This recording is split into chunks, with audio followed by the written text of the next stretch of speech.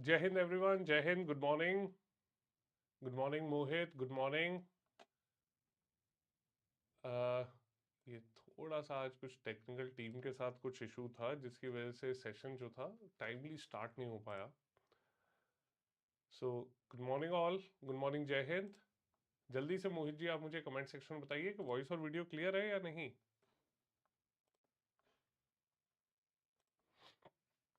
जय हिंद हिमानी, जय Hind, good morning. So good morning all, I hope each one of you are doing great. जल्दी से मुझे बताइए भाई कमेंट सेक्शन में वॉइस और वीडियो क्लियर है या नहीं।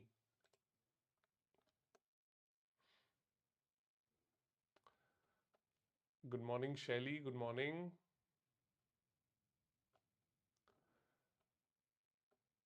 बताइए भाई क्लियर है, वॉइस और वीडियो क्लियर है। चलिए बहुत बढ़िया। सेशन आपका शुरू करते हैं। और आज के इस सेशन में एक बहुत जरूरी टॉपिक, ठीक है, जो हम लोग कहते हैं कि एग्जाम में भी हर बार ऑलमोस्ट पूछा ही जाता है, ठीक है। ऐसा एक जरूरी टॉपिक आज के सेशन में मैं आप लोगों के साथ डिस्कस करूंगा। Okay. And the topic essentially is the budget. Okay. So I hope each one of you are doing great. तैयारी आप सभी की आई होप अच्छी चल रही है एग्जाम की। गुड मॉर्निंग जितेंद्र जी, गुड मॉर्निंग। चलो अब यहां पर शुरुआत करते हैं और एक चीज हम आज डिस्कस करेंगे जो है बजट। ओके। आप लोग मुझे कमेंट सेक्शन में बताओ कि आपके हिसाब से बजट टर्म का मतलब क्या है। बताइए, बताओ भाई, आपके हिसाब से बजट जो टर्म है उसका मतलब क्या है, बता सकते हैं।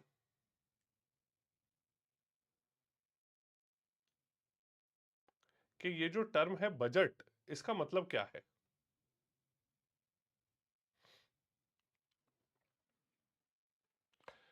देखिए,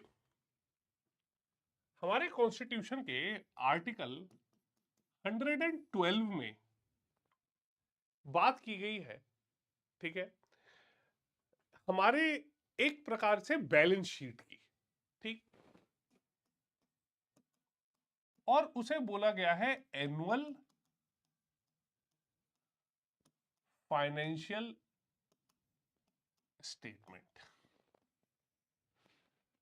क्लियर। तो ये जो टर्म है बजट, ठीक है, जो हम आम भाषा में बजट टर्म का इस्तेमाल करते हैं, एक्चुअली अगर देखा जाए तो बजट कोई टर्म ही नहीं है, ठीक। और बजट बाय एंड लार्ज पूरे कॉन्स्टिट्यूशन में कहीं शब्द का मेंशन ही नहीं किया गया है, ठीक। हमारे कॉन्स्टिट्यूशन में जिस टर्म का मेंशन किया गया है उसे कहते हैं annual financial statement. Annual financial statement, ठीक है। और ये मेंशन है आर्टिकल 112 में हमारे कॉन्स्टिट्यूशन के। क्लियर। अब बजट को अगर समझना है तो हमें टाइम ड्यूरेशन को भी समझना पड़ेगा, ठीक। तो हमारा जो फाइनेंशियल ईयर है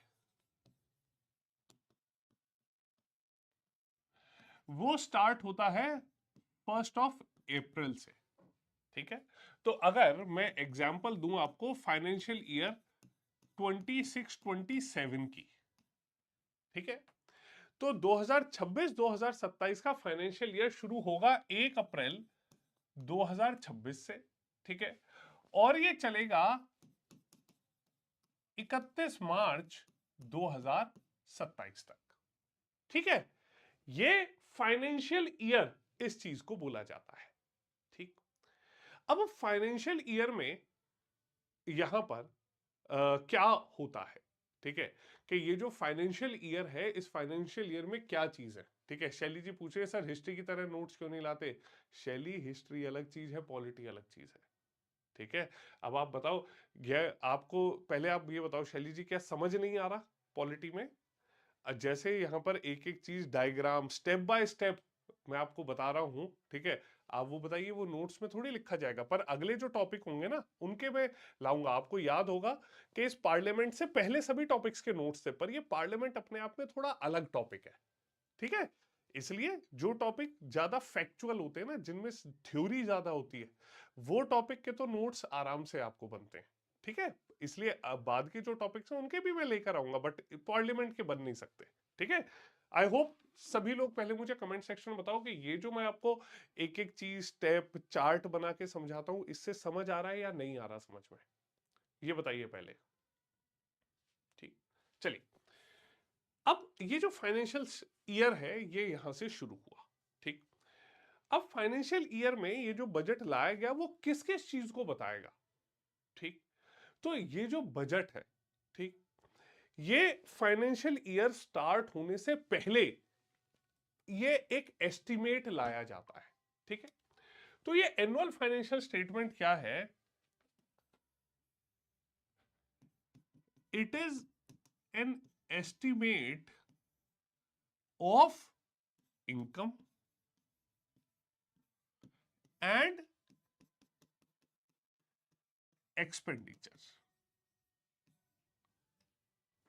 ठीक।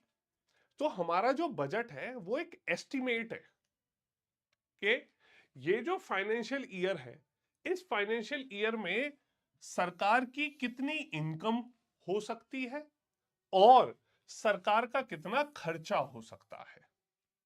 क्लियर? इसका एक एस्टिमेट है, इसका एक अंदाजा है, ठीक। इसके साथ साथ ये जो बजट है इसमें और क्या लाया जाता है, ठीक है। इसमें और लाया जाता है प्रीवियस, पिछला जो फाइनेंशियल ईयर है, ठीक, उसके टोटल इनकम और उसके एक्सपेंडिचर। क्लियर? कि जो पिछला फाइनेंशियल ईयर है उसमें सरकार ने कितने पैसे कमाए और कितना सरकार का खर्चा हुआ, ठीक है। क्लियर? ओके। अब देखिए शैली जी, क्या क्या जो भी शब्द आपको समझ ना आ रहा हो ना मुझे बताते रहना, ठीक है। तो देखिए अब यहां पर क्या हुआ कि 2024, सॉरी 2025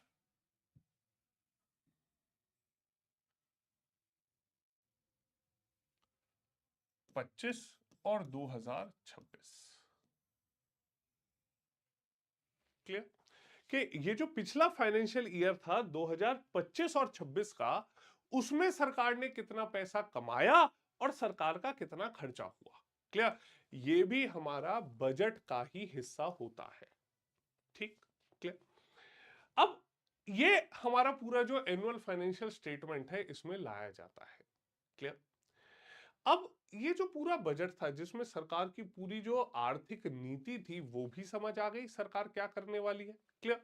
और उसके साथ साथ देश कैसे चलेगा, उसका पैसा कहां से आएगा, वो भी तय कर दिया गया, ठीक है। अब क्या होता था कि टिल 2017, 2017 तक हमारे देश में दो बजट लाए जाते थे, ठीक। एक बजट होता था जिसे कहते थे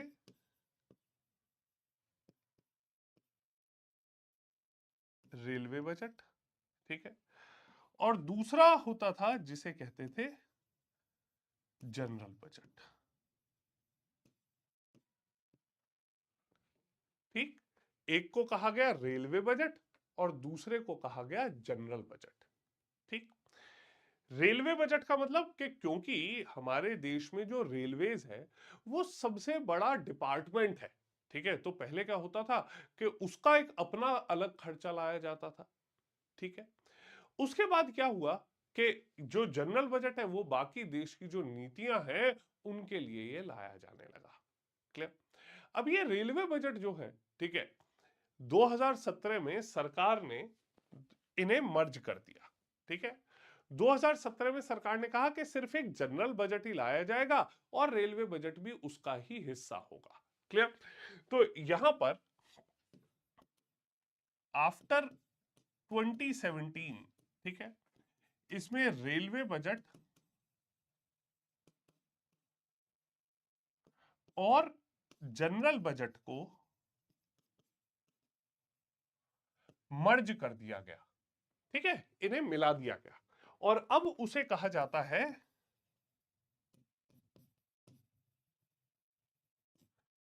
यूनियन बजट।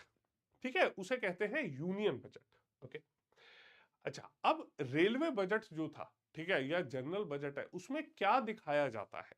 ठीक है, उनमें बजट में पेश की जाती हैं डिमांड फॉर ग्रांट। क्लियर? ये जो बजट लाया जाता है, इसमें होता क्या है? इसमें डिमांड लाई जाती है। डिमांड मतलब कि आपके सामने सरकार जो है ये रखती है पार्लियामेंट के सामने कि हमें कितना पैसा किस लिए चाहिए। ठीक है, तो डिमांड फॉर ग्रांट कहा जाता है कि पैसे की जरूरत के लिए। ठीक, रेलवे बजट में टोटल 32 डिमांड्स रखी जाती हैं। ठीक, अब मैं आपको समझाता हूं एक एग्जांपल से। आपने सपोज घर पे मंथ शुरू हुआ, आपने अपने पेरेंट्स से कहा कि अरे मम्मी, मुझे इस महीने के लिए आप 4,000 रुपए दे दो। ठीक है, आपकी मदर ने पूछा भाई बेटा क्या करेगा 4,000 का? तो आपने कहा कि मुझे 2,000 मेरे ट्यूशन की फीस देनी है, मुझे 500 रुपए मुझे मोबाइल का खर्चा है, 500 रुपए की मुझे अपने फ्रेंड्स के साथ जाना है, 1,000 रुपए की मुझे बुक्स खरीदनी है। ठीक, तो आपने पूरा बजट उन्हें दिया और क्या क्या डिमांड आपको होने वाली है इस पूरे महीने में, वो डिमांड भी आपने पेरेंट्स के सामने रख दी लाके। ठीक है, तो यहां पर आप ये देखते हैं कि ये जो टिल 27 क्या होता था कि रेलवे बजट अपनी 32 डिमांड्स अलग लेकर आता था। ठीक, और जनरल बजट में अपनी 109 जो डिमांड्स थी वो अलग लाई जाती थी। ठीक है, ये जो 109 डिमांड्स थी, इनमें 103 तो होती थी सिविल डिमांड्स और 6 होती थी इसमें डिफेंस डिमांड्स। क्लियर? 103 तो सरकार की अलग अलग नीतियां जो थी उनके लिए पैसा मांगा गया और 6 जो कैटेगरी थे उनमें पैसा मांगा गया डिफेंस के लिए। ठीक है, तो इस प्रकार से यहां पर यह तय किया जाता है। क्लियर? तो ये कुछ संवैधानिक प्रावधान जो हैं वो यहां पर रखे गए। क्लियर? ये आपको बहुत जरूरी है क्योंकि कई बार आपके ईयर में एग्जाम में पूछा जाता है कि कौन सा ईयर किसमें क्या हुआ। ठीक,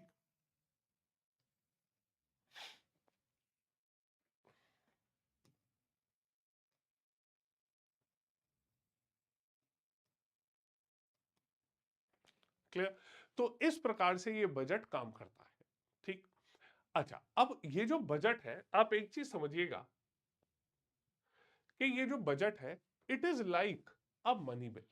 क्लियर? ये एक मनी बिल की तरह ही होता है।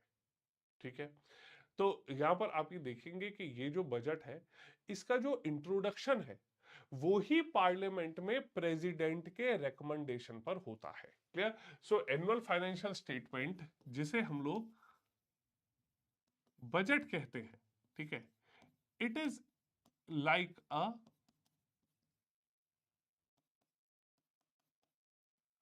Money bill. Clear? Money bill की तरह ही इसमें जो पैसे हैं वो उठाए जाते हैं। ठीक है, अब यहां पर आप देखिए कि इनके क्या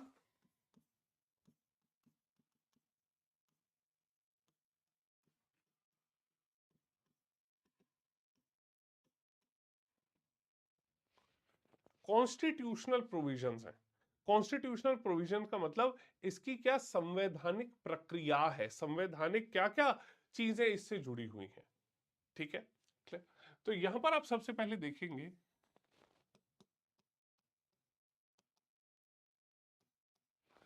प्रेसिडेंट।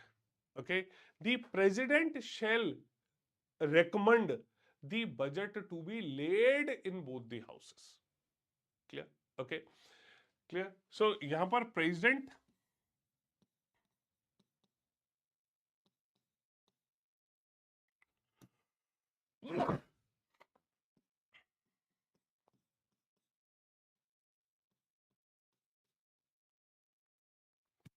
क्लियर? प्रेसिडेंट जो है वो ये रिकमेंड करेंगे, जिसके बाद जो ये बजट है ये संसद के दोनों सदनों में रखा जाएगा। ठीक, अगली चीज,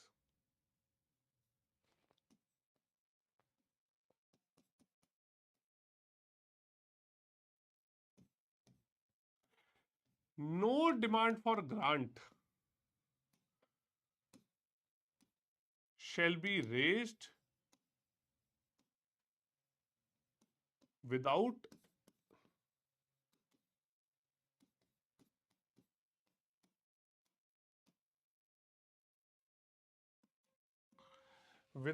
the president's recommendation. Clear?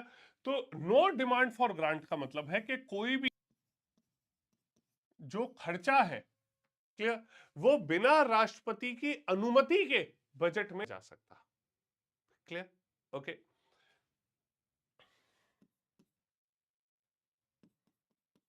No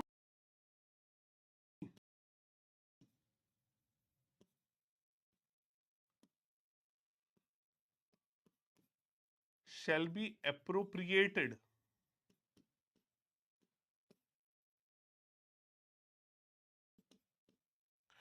in consolidated fund.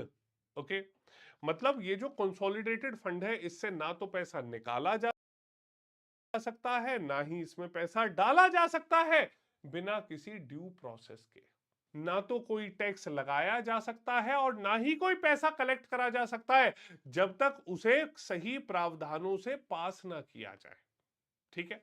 इसके साथ साथ आप ध्यान रखिएगा कि पार्लियामेंट जो है, ठीक है, वो या तो किसी टैक्स को खत्म कर सकता है, क्लियर, या किसी टैक्स को कम कर सकता है, क्लियर, बट यहां पर बजट में किसी टैक्स को बढ़ा नहीं सकता। ठीक है? क्लियर? तो ये जो मनी बिल है, ठीक है, ये जो बजट है, इससे जुड़ी हुई एक और चीज कि it can be introduced, it can be introduced only in Lok Sabha. ये सिर्फ लोकसभा में ही इंट्रोड्यूस हो जाता है। ठीक है? इसके लिए राज्यसभा के पास कोई पावर नहीं है। राज्यसभा जैसे मनी बिल में वोटिंग नहीं कर सकती, डिमांड फॉर ग्रांट के ऊपर कोई डिस्कशन नहीं कर सकती, उसी प्रकार से राज्यसभा जो है इस बिल के ऊपर, इस बजट के ऊपर भी कोई एक्शन नहीं ले सकती। ठीक है? तो यहां पर राज्यसभा में इंट्रोड्यूस होगा, ओके, वो लोकसभा में इंट्रोड्यूस होगा एंड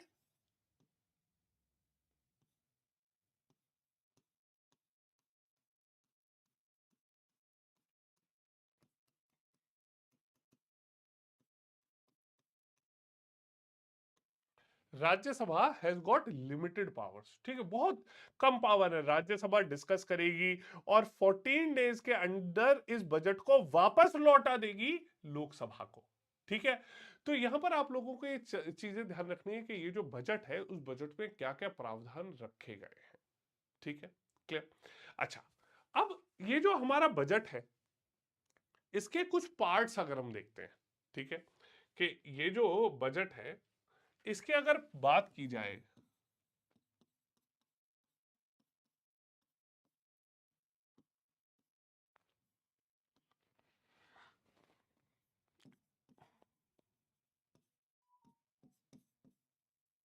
वोटेबल पार्ट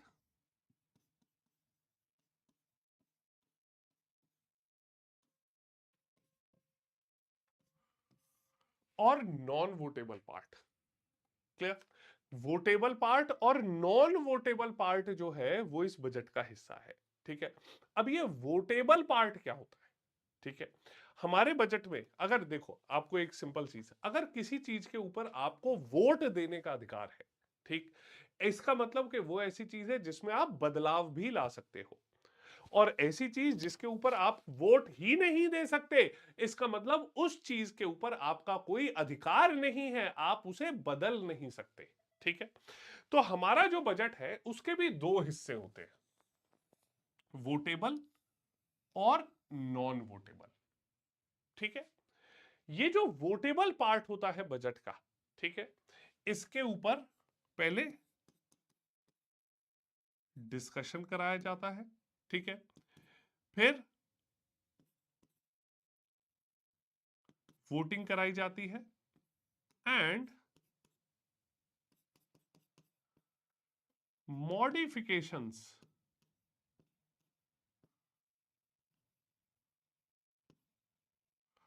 और चेंजेस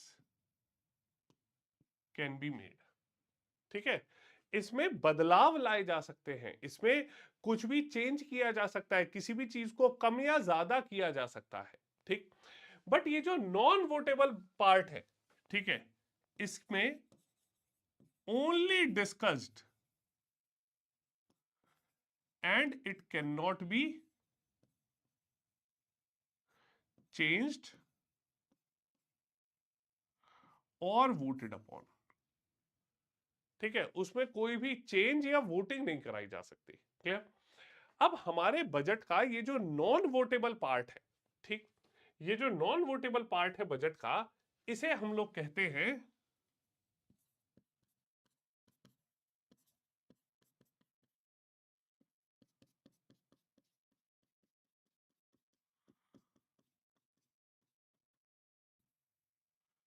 इसे कहते हैं हम लोग चार्ज्ड एक्सपेंडिचर, ठीक है।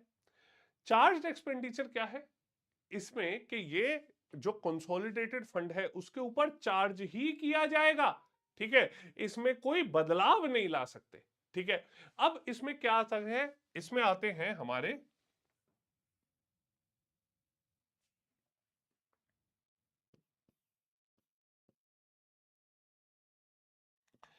Salaries and allowances of president, ठीक है।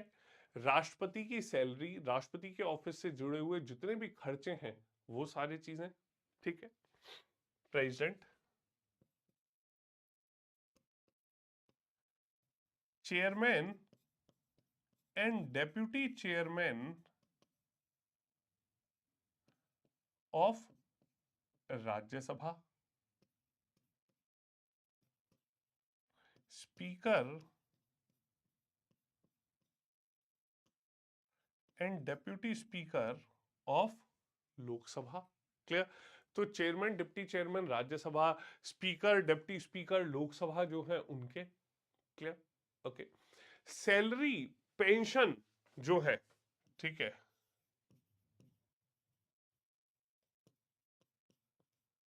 And pension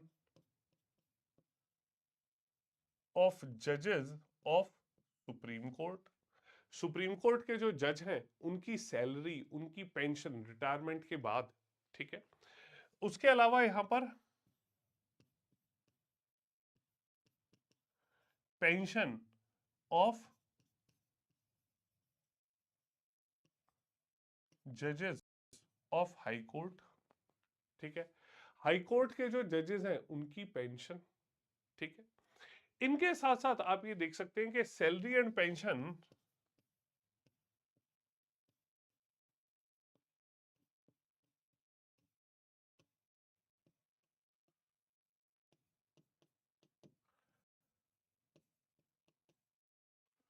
salaries and pension of constitutional officers, जैसे यूपीएससी के चेयरमैन, इनकी सैलरी पेंशन, ठीक है।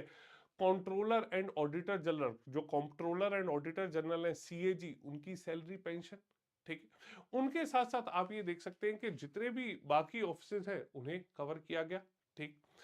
नेक्स्ट आप ये देख सकते हैं कि कोई भी ऐसा फिक्स्ड खर्चा सरकार के ऊपर लाया गया हो, ठीक है। इसके अलावा यहां पर जो कोर्ट ने कोई ऑर्डर दिया है, ठीक है, और कोर्ट का कोई आदेश है, उसमें उसे पूरा करने के लिए, क्लियर।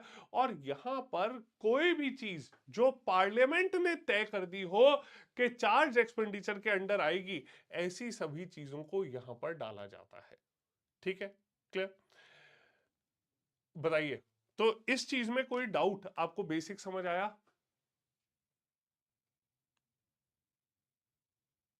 इस चीज में कोई डाउट है आपको, समझ आया कि चार्ज एक्सपेंडिचर क्या है?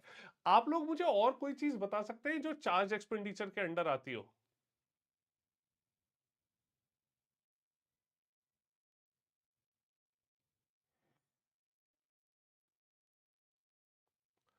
बता सकते हैं? आप लोग मुझे बता सकते हैं कोई और ऐसी चीज जो आपको लगता हो कि चार्ज एक्सपेंडिचर के अंडर आती है?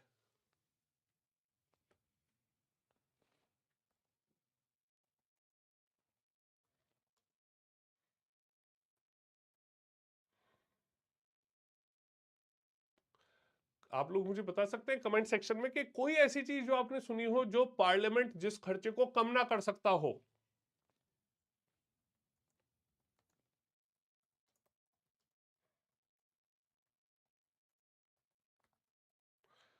बताइए।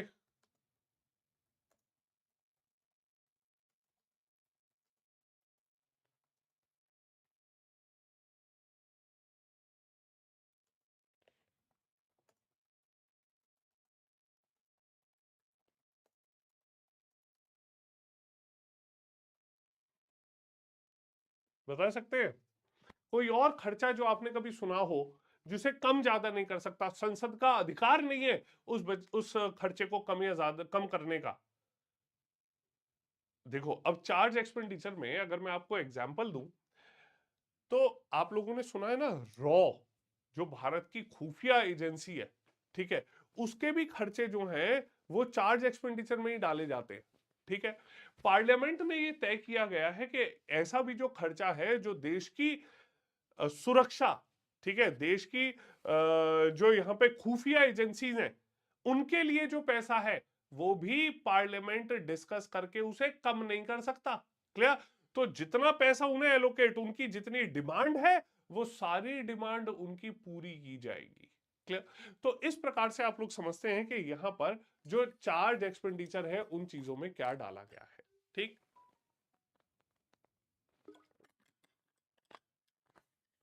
क्लियर? ठीक है, समझ आया कि कैसे यहां पर चार्ज एक्सपेंडिचर और ये काम करते हैं? ओके, चलो, अब यहां पर अगली चीज आती है कि बजट की स्टेजेस क्या हैं। ठीक है, कि ये बजट कैसे पास होता है। ठीक,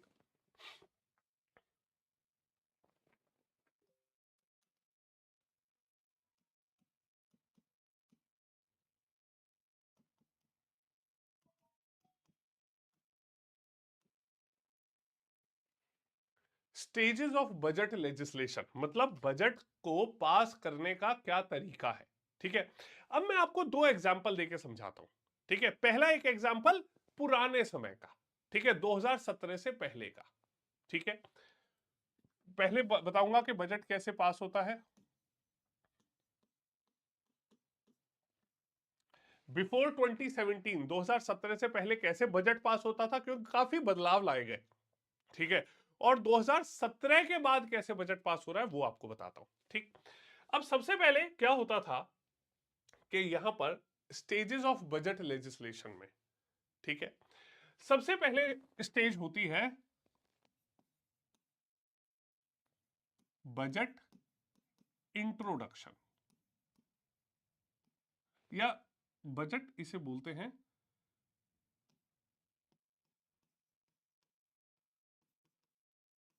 बजट प्रेजेंटेशन। ठीक है, कि ये जो बजट है वो कैसे प्रेजेंट किया गया। तो यूजुअली क्या होता है कि बजट जो है वो लोकसभा में फाइनेंस मिनिस्टर पेश करते हैं।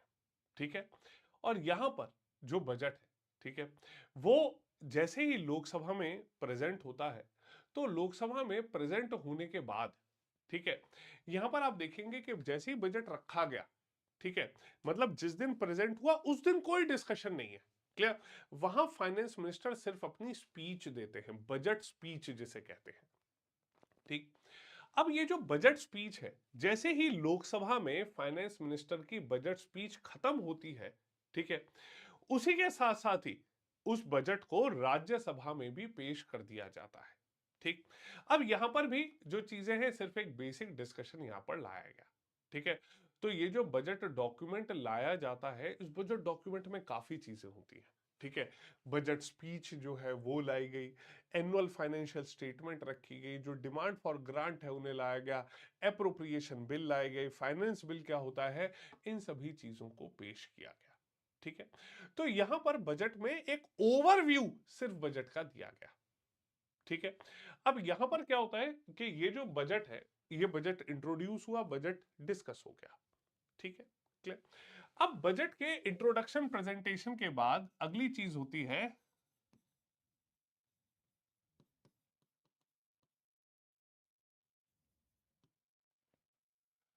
जनरल डिस्कशन, ठीक है, कि बजट के ऊपर जनरल डिस्कशन कराया जाता है, ठीक है। जनरल डिस्कशन का मतलब है कि बजट में सिर्फ जो मोटे मोटे तौर पर, ठीक है, बजट में क्या लाया गया, ऑपोजिशन कहता है अरे सरकार ने ये तो किया ही नहीं बजट में, सरकार कहेगी हमने इतना बड़ा कदम उठाया बजट में, तो ऑपोजिशन थोड़ी सी बुराई करेगा, और ये जो चीजें हैं, ठीक है, बजट डिस्कशन होने के बाद ये जो एक जनरल डिस्कशन है, ये अगले 3 से 4 दिन चलता है, ठीक है। तो यहां पर लोकसभा में इस बजट के ऊपर डिस्कशन होगा, बजट में कोई भी चेंज या कोई भी माइन्यूट डिस्कशन नहीं होते हैं, ठीक है, क्लियर। अब यहां पर क्या होता है कि जनरल डिस्कशन के बाद, ठीक है, यहां पर जनरल डिस्कशन के बाद the house goes on leave, जो संसद का सत्र है वो कुछ समय के लिए खत्म हो जाता है, रोक दिया जाता है, ठीक है। कितने समय के लिए? 3 से 4 हफ्ते के लिए, ठीक है। 4 हफ्ते के लिए ये जो बजट है उसे यहां पर रोक लिया जाता है, ठीक है। और जब ये हाउस लीव पर जाता है, मतलब यहां एक for approximately 4 weeks, clear. 4 week के लिए बजट को यहां दिया गया, ठीक है। अब ये जो 4 हफ्ते का समय है उसमें budget is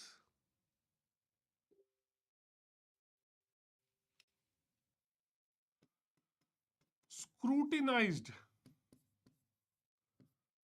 by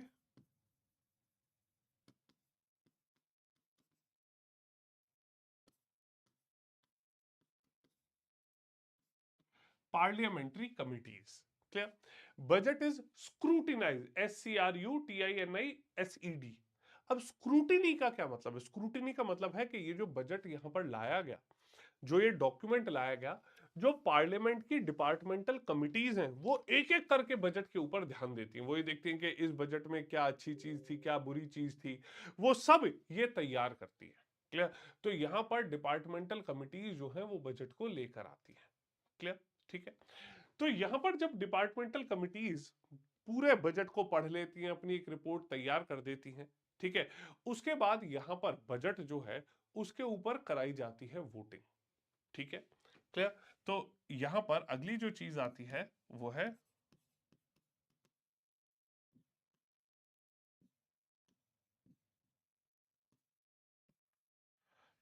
voting over demands, ठीक है। वोटिंग ओवर डिमांड्स का क्या मतलब है कि बजट में जो डिमांड टोटल लाई गई थी, ठीक है, कितनी डिमांड लाई गई थी? मैंने आपको बताया कि 32 डिमांड्स ये प्लस 109, तो टोटल 141 डिमांड्स जो लाई गई थी, एक एक करके एक एक डिमांड को डिस्कस करते हैं, फिर उसके ऊपर वोटिंग कराई जाती है, ठीक है। अब यहां पर जो यहां वोटिंग करा ली गई, ठीक है, उसके ऊपर अगर जरूरत पड़ती है तो कट मोशन भी जो ऑपोजिशन है यूजुअली वो लेकर आ जाता है, ठीक है। तो ये जो कट मोशंस हैं ये भी मैं बताऊंगा कि कट मोशंस क्या होते हैं, ठीक है। तो यहां पर वोटिंग कराई गई, ठीक है, एंड कट मोशंस आर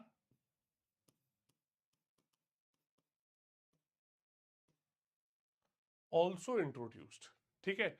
तो ये जो कट मोशंस हैं ये भी यहां पर इंट्रोड्यूस कराए जाते हैं, ठीक है। तो यहां पर ये जो कट मोशन है ये इंट्रोड्यूस कराए गए, ठीक है। और उस कट मोशन को इंट्रोड्यूस कराए जाने के बाद यहां पर ये चीजें कराई गई, ठीक है। अब आप ध्यान रखिए कि ये जो वोटिंग है ओवर डिमांड्स, ठीक है, इसमें आपको ये ध्यान रखनी है कि टोटल 26 डेज का जो समय है वो दिया जाता है, ठीक है। तो यहां पर वोटिंग कराने के लिए, ठीक है, कि यहां पर ये जब हाउस आया, ठीक है, तो डिस्कशन के बाद ये सभी चीजों के लिए 26 डेज का टाइम दिया गया, ठीक है। इसके बाद ये जो यहां पर बजट लाया गया, ठीक है, वोटिंग हो गई, फिर एक एप्रोप्रिएशन बिल तैयार किया गया। ठीक है, ये जो एप्रोप्रिएशन बिल है, ठीक है, वो कहता है कि जितना बजट में पैसा मांगा गया था वो पैसा अब एप्रोप्रिएट कर दिया गया है। मतलब वो लोकसभा के द्वारा ग्रांट कर दिया गया है, वो लोकसभा के द्वारा पैसा अब दे दिया गया है कि अब वो पैसा इस्तेमाल किया जा सकता है। क्लियर? ये जो एप्रोप्रिएशन बिल है, ठीक है, ये एप्रोप्रिएशन बिल जब प्रेसिडेंट पास कर देते हैं इसे हम एप्रोप्रिएशन एक्ट कहते हैं। ठीक है, तो यहां पर आप ये देख सकते हैं कि ये जो समय है ये यहां पर चलता रहता है। ठीक है, और यहां पर जो पैसा है उसकी रिक्वायरमेंट यहां पर आ जाती है। ठीक है, अब ये जो पैसा एप्रोप्रिएशन बिल में लाया गया, ठीक है, ये एप्रोप्रिएशन बिल क्या बताता है कि एक्सपेंडिचर जो है, ठीक है, वो एक्सपेंडिचर अब पार्लियामेंट ने अलाउ कर दिया है। ठीक है, वो अलाउ कर दिया है कि कैसे पैसा सरकार खर्च करेगी। ठीक है, इसके बाद अगली चीज यहां पर आती है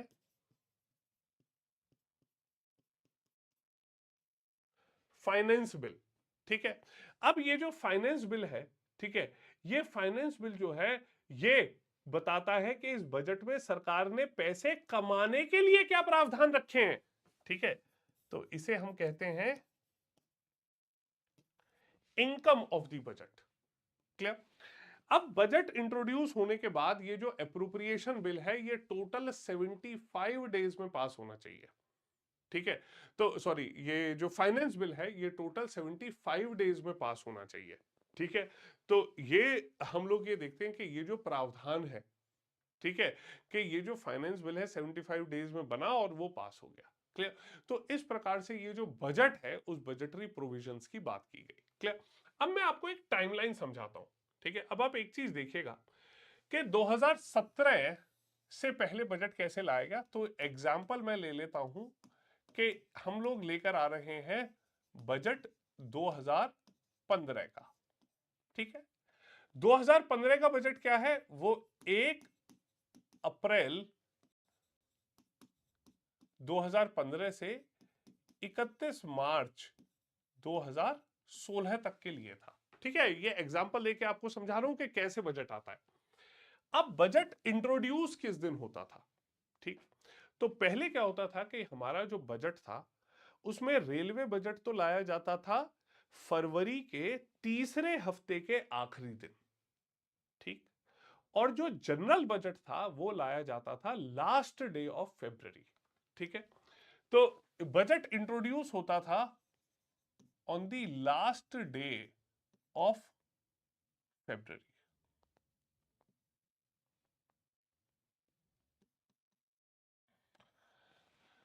फरवरी के आखिरी दिन वो लाया गया। ठीक है, अब आप एक चीज समझिए कि जो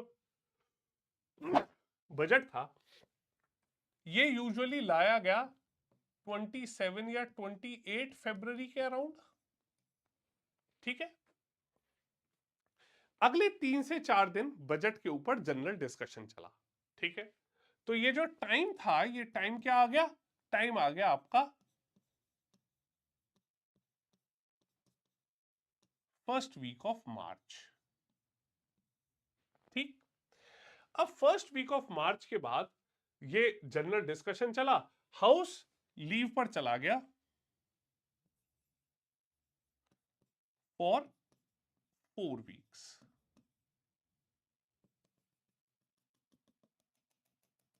ठीक है, अब ये जो हाउस रीअसेंबल हुआ, जब दोबारा यहां पर बजट डिस्कशन के लिए आया, ठीक है, तो यहां पर जब वोटिंग कराई जा रही थी और हाउस उसके बाद दोबारा आया, तो ये हमारा टाइम आ गया तकरीबन फर्स्ट वीक ऑफ अप्रैल। ठीक है, अब फर्स्ट वीक ऑफ अप्रैल जो है, ठीक है, उसमें आपके आने के 26 दिन में करानी थी, तो ये तकरीबन हमारा आ गया एप्रोप्रिएशन बिल बनते बनते ये समय आ गया हमारा फर्स्ट वीक ऑफ मई। ठीक है, और बजट प्रोसेस कंप्लीट हुआ हमारा बाय फर्स्ट और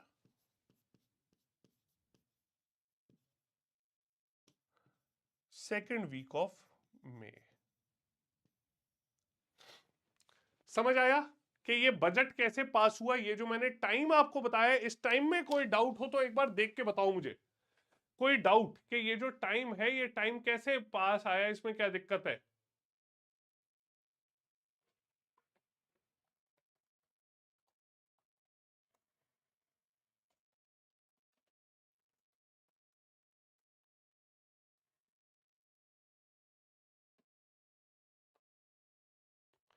इस टाइम में कोई डाउट आ रहा है किसी को?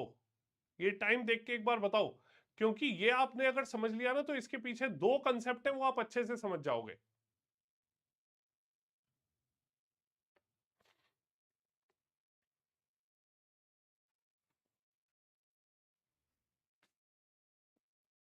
हम्म।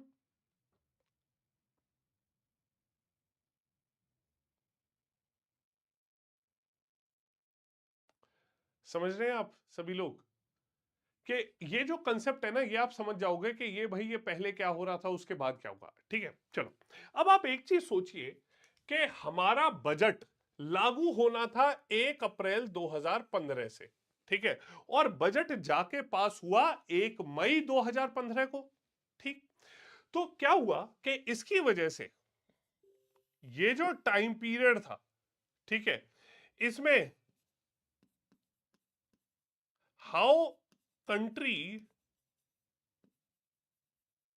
विल रन, ठीक है, देश के खर्चे कैसे चलेंगे यहां पे। ठीक, तो यहां पर देश के खर्चे कैसे चलेंगे? अब आप देखो कि बजट में पैसा देना डिले हो गया है 1 महीने, तो ऐसे केस में कैसे देश चलेगा? तो उसके लिए हमारे कॉन्स्टिट्यूशन में एक और प्रावधान रखा गया, जिसे कहते थे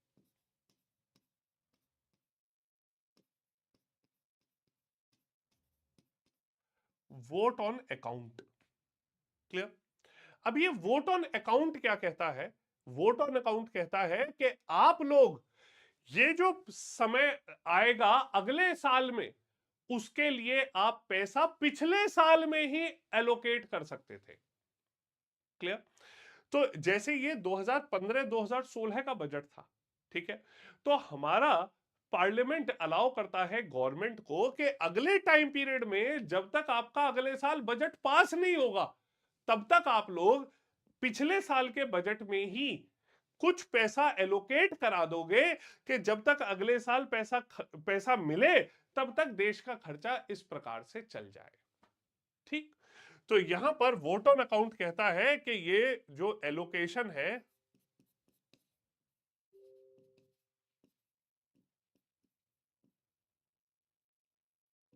इन बजट 2014-2015, ठीक है, कि आपको ये अलाउड है कि आप पिछले साल के बजट में ही ये पैसा एलोकेट करा सकते थे। क्लियर? इसमें कोई डाउट है किसी को? ध्यान से देखो और बताओ मुझे।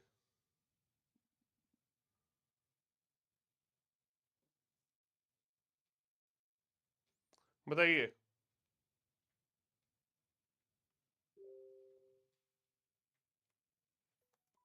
बताइए। देखो एक चीज ध्यान से देखो कि इसमें बजट में कोई डाउट कि कैसा ये वोट ऑन अकाउंट क्या होता है, पैसा कैसे एलोकेट होता है?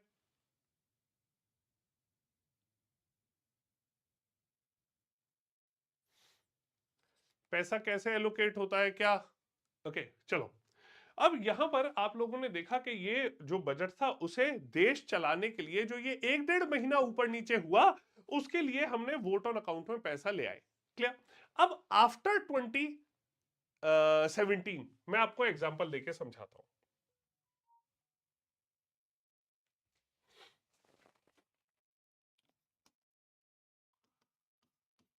आफ्टर 27, ठीक है, एग्जाम्पल ले लेते हैं बजट 2024 और 2025 का। ठीक। अब उसमें क्या हुआ कि सरकार ने क्या करा कि ये जो बजट है, उसे इंट्रोड्यूस जो पहले होता था लास्ट डे को, ठीक है, सरकार ने कहा कि अब बजट इंट्रोड्यूस होगा 1 फरवरी को। ठीक है, कोई प्रोसेस नहीं बदला, बस उन्होंने कह दिया कि बजट फरवरी के आखिरी दिन नहीं लेकर आएंगे और हम लेकर आएंगे बजट फरवरी के पहले दिन। ठीक है, अब उसमें क्या है कि बजट हमारा इंट्रोड्यूस हुआ, जनरल डिस्कशन बजट का चला फर्स्ट वीक ऑफ फरवरी में। क्लियर, हाउस जो था वो छुट्टी पर चला गया। ठीक,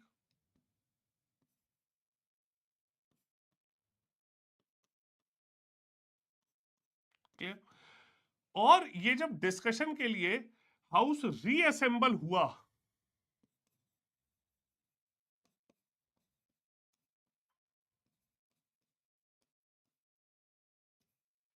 ठीक है, ये जो हाउस हमारा रीअसेंबल हुआ, ठीक है, उस रीअसेंबल में आप ये समझेंगे कि ये 4 हफ्ते की छुट्टी, उसके बाद जब हाउस रीअसेंबल हुआ तो यहां पर समय चल रहा था 1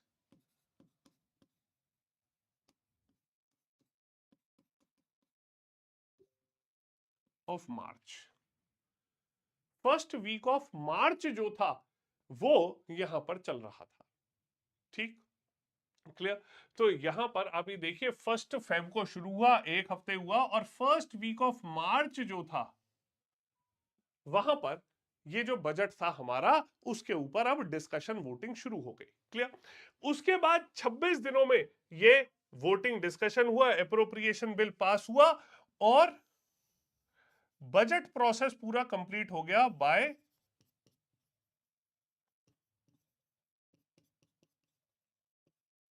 लास्ट वीक ऑफ मार्च। ठीक है, तो सरकार ने ये जो बजट प्रोसेस था उसे प्रीपोन कर दिया, उसे जो पहले 1 महीने लेट शुरू होता था उसे 1 महीने जल्दी शुरू कर दिया। क्लियर, जिसकी वजह से ये जो पहले टाइम जाता था मई तक, वो टाइम अप्रैल तक आ गया।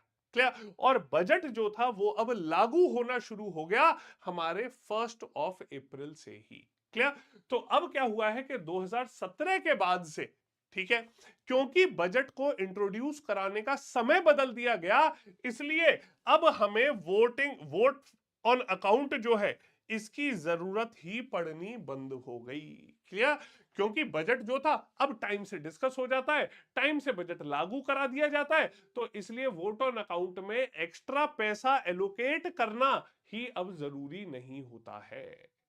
ठीक है, क्लियर, ये बहुत बेसिक पर बहुत जरूरी कंसेप्ट है, क्योंकि एग्जाम में हर साल पूछा जाता है। क्लियर, तो ये जो बजट है, बजट से जुड़ी हुई चीजें ये आपको ध्यान में रखनी बहुत आवश्यक है। बजट हर साल का श्योर शॉट एक टॉपिक है।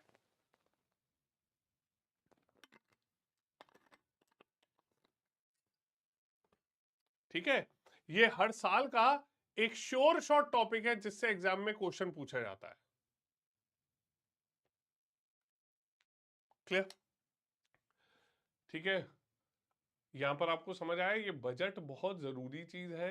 ठीक है, हर साल एग्जाम में यहां से सवाल पूछे जाते हैं। बजट किसी भी प्रकार से आपको इग्नोर नहीं करना, बजट में कुछ भी यहां पर मिस नहीं करना है।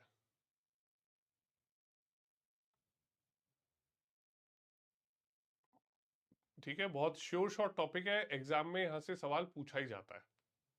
ठीक है, अब ये जो बजट है हमारा, ठीक है, इसमें एक चीज हमने देखी थी कि ये कट मोशन क्या होता है।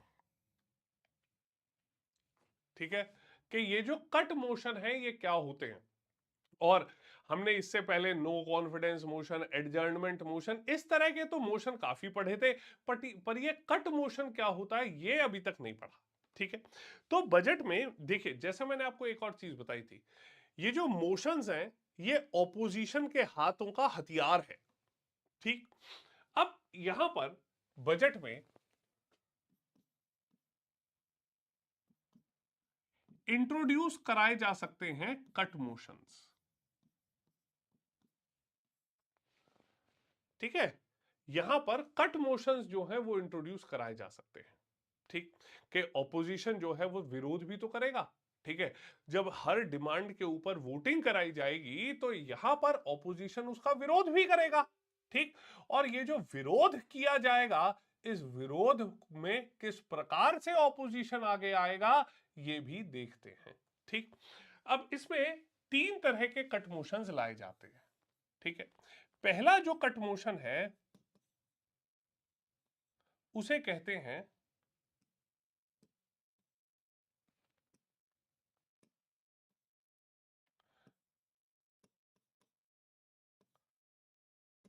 पॉलिसी कट मोशन, ठीक है। ये जो पॉलिसी कट मोशन है, ठीक है, इसमें क्या डिमांड उठाई जाती है, ठीक है। इसमें यह कहा गया कि अमाउंट ऑफ डिमांड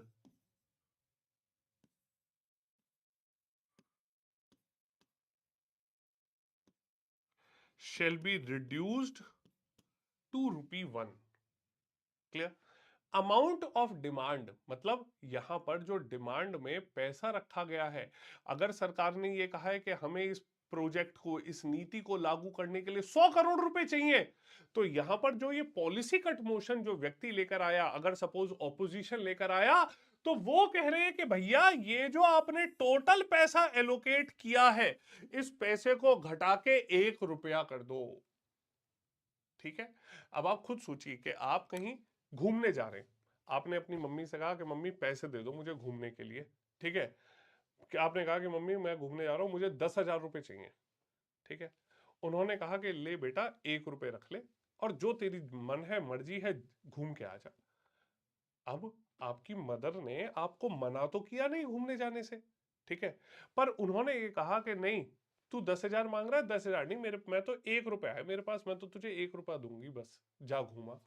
अब उन्होंने आपको 1 रुपए दे दिया, आपको घूमने जाना है, आपको पता है कि 1 रुपए में ना तो घूम के आ सकते हैं, ना ही कुछ एंजॉय होगा, तो आखिर में आप क्या करोगे, आप कहोगे अरे छोड़ो मम्मी मैं नहीं जाता, ठीक। यही ऑपोजिशन यहां पर कहना चाह रहा है, ठीक है। ऑपोजिशन ने सरकार से कहा कि आप ये जो पूरी पॉलिसी है, इस पॉलिसी में जितना पैसा आप लगा रहे हो, इस पूरे को घटा के 1 रुपया कर दो। मतलब ऑपोजिशन कह रहा है कि हम आपकी पॉलिसी से खुश नहीं है, आप इस पॉलिसी को रिजेक्ट करो, खत्म करो। क्लियर। तो ऑपोजिशन यहां पर कहना चाह रहा है कि we are rejecting your policy. Clear. अब सवाल ये उठता है, आप लोग सोचेंगे कि क्या सर ऐसे पॉलिसी कैंसिल हो जाएगी, क्या ऐसे पॉलिसी रिजेक्ट हो जाएगी? नहीं, ठीक है। क्यों? क्योंकि ये जो पॉलिसी कट पे मोशन लाया गया, इस मोशन पे भी तो डिस्कशन और वोटिंग कराई जाएगी। क्लियर, ठीक है। बट इस मोशन को लाके ऑपोजिशन के मेंबर या जो बाकी मेंबर्स हैं, वो कह रहे हैं कि हम इस नीति का फेवर नहीं कर रहे, आप इसके अलग कोई और पॉलिसी लेकर आइए, ठीक। अगला यहां पर आता है economy cut motion, okay.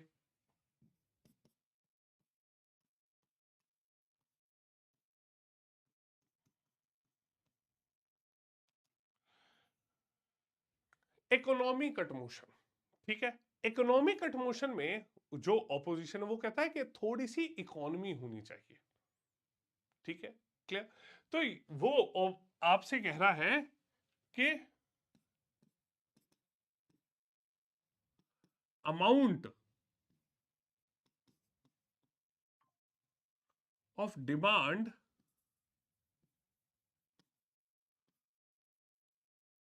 shall be reduced by some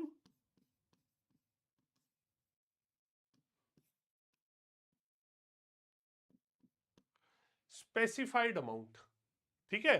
कि आप यहां पर जितना भी पैसा एलोकेट करवा रहे हैं, वो पैसा कुछ पैसे से कम कर दीजिए। मतलब उन्होंने कहा कि आप लोग यहां पर सपोज 100 करोड़ रुपए प्रपोज कर रहे हो, ठीक है। आप कह रहे हो कि 100 करोड़ रुपए, ठीक है। बट जो मेंबर ये इकोनॉमी कट मोशन लेकर आ रहा है, वो कह रहा है कि नहीं 100 करोड़ की जरूरत नहीं है, ये काम तो 60 करोड़ में हो जाएगा, ठीक है। तो वो कह रहा है कि यहां पर इकोनॉमी कट कर दीजिए 40 करोड़ का। क्लियर। तो वो कह रहा है कि इस पॉलिसी में ओवर एलोकेशन है, ज्यादा पैसा आप लोग दे रहे हो, इस पैसे को थोड़ा कम कर दिया जाना चाहिए। क्लियर, ठीक है। अब तीसरा यहां पर आता है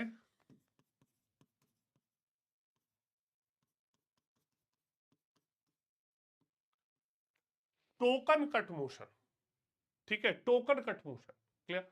अब ये टोकन कट मोशन जो है, ठीक है, इसमें ऑपोजिशन या जो मेंबर लेकर आ रहे हैं वो ये कह रहे हैं कि हमें आपकी पॉलिसी से कोई दिक्कत नहीं है, बट आप जो हमारी बातों को नजरअंदाज कर रहे हो, आप जो हमारे बाकी की बातों का जवाब नहीं दे रहे, आप जो हमारी बाकी मांगों को नहीं मान रहे, हम उस चीज के विरोध में, ठीक है। तो ये जो टोकन कट मोशन है वो कहता है कि आप हमें आपकी पॉलिसी से कोई दिक्कत नहीं है, पर आप हमारी जो बाकी डिमांड्स हैं उन्हें भी तो सोचिए, देश को चलाने के लिए उनके बारे में भी तो सोचिए, ठीक है। तो ये कहता है कि अमाउंट ऑफ डिमांड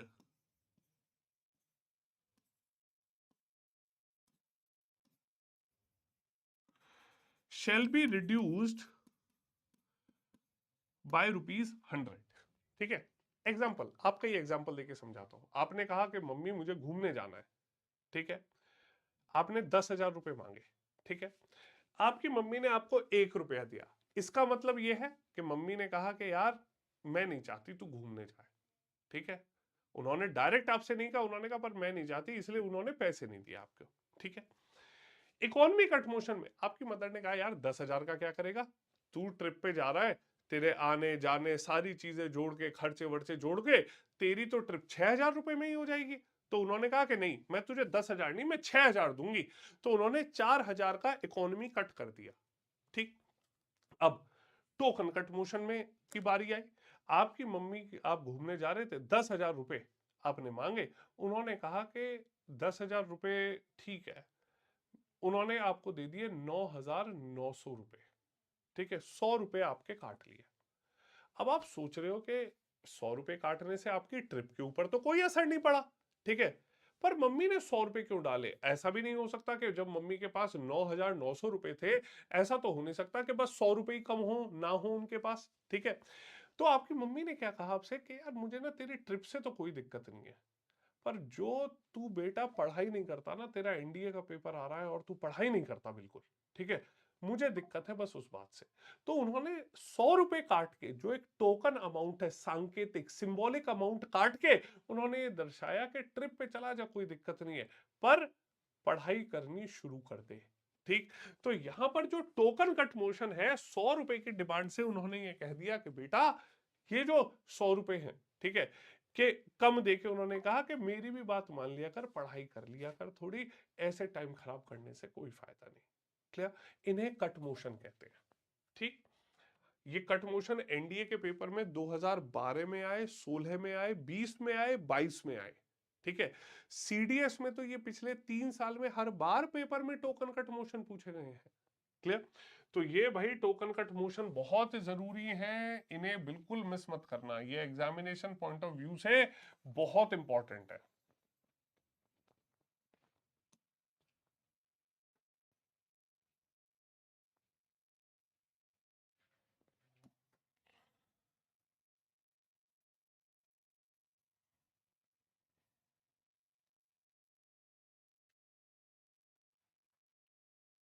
ठीक है, क्लियर। तो ये जो कट मोशंस हैं, you need not miss them, इन्हें बिल्कुल मिस नहीं करना है, ये एग्जामिनेशन के हिसाब से बहुत जरूरी है, ठीक है। अच्छा, अब अभी तक तो हमने जो ये कट मोशंस हैं ये पढ़े कि इनमें किस प्रकार से चीजें लाई गई, ठीक है। बजट में क्या लाया गया, अप्रोप्रिएशन बिल क्या होता है, फाइनेंस बिल क्या होता है, वो भी हमने समझा, ठीक है। अब अलग से बजट में कुछ डिमांड्स भी पेश की जाती हैं, ठीक है।